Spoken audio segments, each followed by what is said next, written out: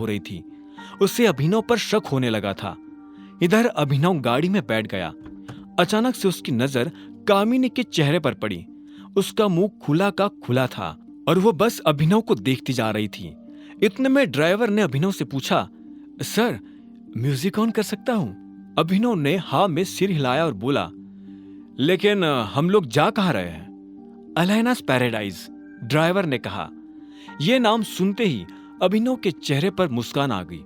उधर कामिनी ने जब अभिनव को उस गाड़ी में जाता देखा तो उसका ब्लड प्रेशर बढ़ गया था। अब आगे क्या होने वाला था? ड्राइवर के मुंह से अलायना के घर का नाम सुनकर अभिनव हैरान हो गया था। उसे अलायना के घर पहुंचने से पहले ही यह एहसास होना शुरू हो गया था कि वो सच में किसी पैराडाइज में दाखिल होने वाला है।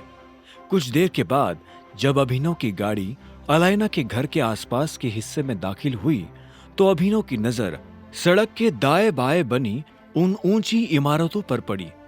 कुछ देर चलने के बाद अभिनव एक बड़ी सी बिल्डिंग को अपनी आंखों से देख रहा था। वो किसी का घर था, अनन्या सिंह का घर। उसकी आगे झोपड़ी भी नहीं था। अभिनव ने देखा कि उस घर पर अलायनास पैराडाइज लिखा हुआ था। अभिनव समझ गया था कि अलायना कितनी अमीर थी। साथ ही उसके मन में रह रहकर यह भी ख्याल आ रहा था कि अगर अलायना इतनी अमीर है तो वो खुद कितना अमीर होगा। अभिनव से अब रहा नहीं जा रहा था और वो बेसब्री से इस सवाल का जवाब जान लेना चाहता था। क्या हम अंदर चल सकते हैं मिस्टर गेडवाल? तभी ड्राइवर ने अभिनव से बहुत प्यार से पूछा। अभिनव ने जितना सोचा नहीं था, ड्राइवर उसे उससे ज्यादा इज्जत दे रहा था। अभिनव ने हाँ में सिर हिलाया और ड्राइवर उसे अपने साथ अंदर की तरफ ले जाने लगा। जैसे ही वो अंदर आया तो उसकी नजर अलायना से मिली। अलायना सोफा पर बैठी हुई थी और उसके हाथ में वाइन का ग्लास था। अलायना के चेहरे पर चमकदार मुस्कान थी और जैसी उसकी नजर अभिनव से मिली तो उसकी मुस्कान में और ज्यादा चमक आ गई थी। उसने अभिनव से पूछा, अभिनव, तुम मेरे साथ मजाक तो नहीं कर रहे? अलायना की आवाज में तंज छुपा हुआ था। इससे पहले कि अभिनव उसकी बात का कोई जवाब देता, अलायना अपनी जगह से उठी और उसने टेबल पर रखा दूसरा वाइन का ग्लास उठा लिया। वो धीरे धीरे अभिनव की तरफ बढ़ती जा रही थी।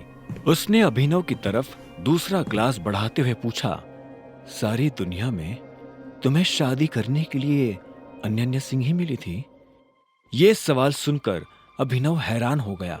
उसने एक पल के लिए अलायना की आंखों में देखा और बोला, तुम्हें ऐसा क्यों लगता है? तुम टाइगर हो और अनन्या सिंह का स्टेटस तुम्हारे स्टेटस से दूर दूर तक मैच नहीं करता है।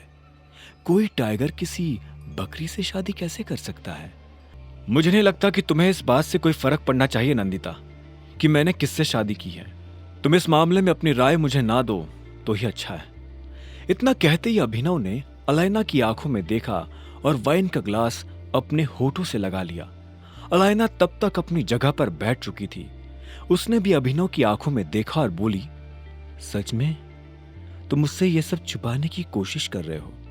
तुम्हें क्या लगता है कि मुझे पता नहीं चलेगा? क्या यही कि तुम दुनिया के सामने सिंह परिवार का नाकारा दामाद बनकर घूमना चाहते हो? अब अगर टाइगर किसी कछुए की खाल में दिखेगा तो जंगल में कौन उस पर शक करेगा? अभिनव भी उसे देख मुस्कुराया और बोला, इंप्रेसिव। इसके बाद वो खुद अलायना की तरफ बढ़ने लगा। वो अलायना के पास जाकर बैठा और उसकी आंखों में देखते हुए बोला, मैंने सोचा नहीं था कि तुम इस वाइन से भी ज्यादा स्ट्रांग होगी। अलायना ने मुस्कुराते हुए हाँ में सिर हिलाया और बोली, जब मैं छोटी थी तब मेरी माँ ने मुझे इस माफिया ग्रुप के बारे में बताया था। उन्होंने मुझे बताया था कि तुम्हारे पिता को किसी ने मार दिया है और तुम भी गायब हो गए हो। उन्हें मेरे लिए काफी डर लग रहा था। उन्हें लग रहा था कि कहीं कोई मेरे साथ भी ऐसा कुछ। अलायना इससे आगे कुछ कह नहीं पाई। उसकी बात सुनकर अभिनव को ऐसा लगा जैसे किसी ने उसके दिल में छुरा घोंप दिया हो। वो अलायना की आंखों में देख रहा था। वो देख पा रहा था कि अलायना को इस बात का कोई अंदाजा नहीं है कि अभिनव के पिता को किसने मारा था। इतने में अलायना ने पूछा, एक बात मुझे सच सच बताओ अभिनव, तुम अनन्या सिंह के साथ क्यों हो? क्या तुम उससे प्यार करते हो? अभिनव ने इस सवाल के जवाब में पहले अपना ग्लास ध्यान से टेबल पर रखा और फिर कहा, मुझे नहीं लगता कि आज के बाद हमें इस तरह से मिलना चाहिए। यह हम दोनों को जोखिम में डाल सकता है।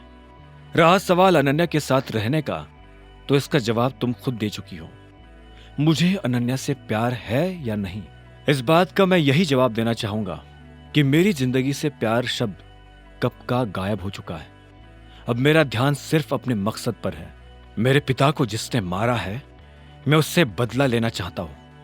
अपने पिता के खड़े किए इस एम्पायर को मैं और बड़ा और मजबूत बनाना चाहता हूं।